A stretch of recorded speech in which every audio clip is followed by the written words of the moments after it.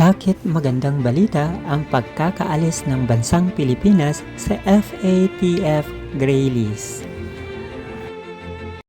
Ano ang FATF Gray List?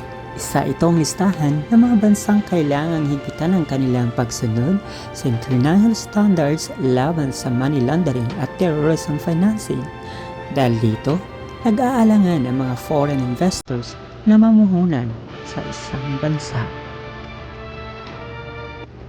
Bakit good news ang pagkakatanggal ng ating bansang Pilipinas sa FATF Gray List?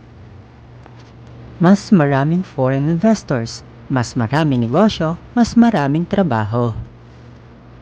Mas malakas na ekonomiya, mas mataas ang tiwala ng mga dayuhan sa ating financial system. Mas mabilis at mas mura ang remittances. Mas convenient para sa mga kababayan natin mga OFW. Yan naman, ito ay isang panalong balita para sa bansang Pilipinas.